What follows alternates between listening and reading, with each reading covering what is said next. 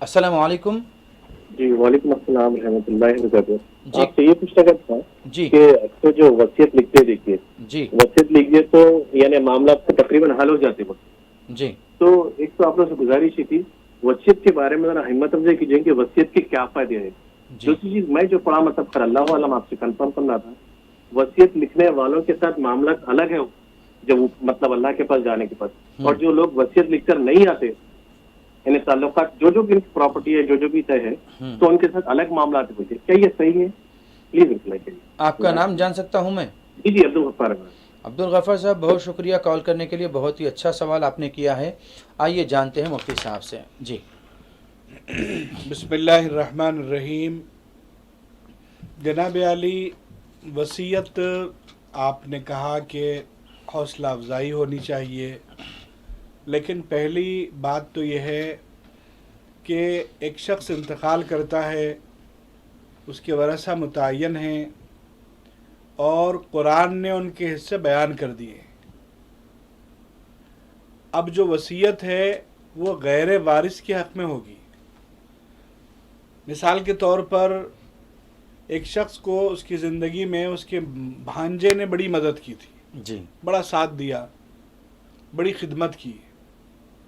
ज़ाहिर है कि भांजा तो उसकी जायदाद में वारिस नहीं बनेगा, बेटे भी हैं बेटियां भी हैं, जी। वारिस तो वो बन जाएंगे।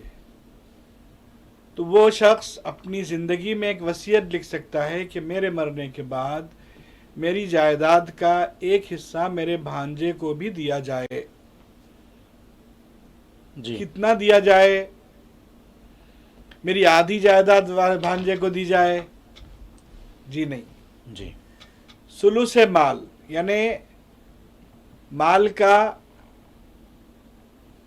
33% हिस्सा समझिए, लगभग सुलुस, उस हद तक गैर वारिस के हक़ में वसीयत की जा सकती है।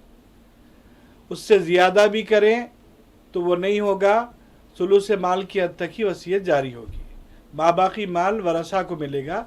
इसमें वारिसों के माल का तहफ़्फ़ुज़ है।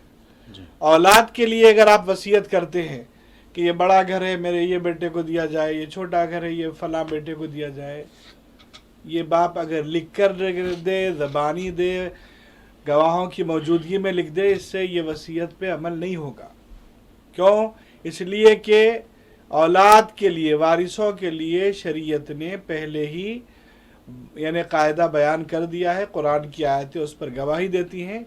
इसलिए वसीयत वारिसों के हक़ में नहीं होगी, अलबत्ता वसीयत गैर वारिस के हक़ में होगी।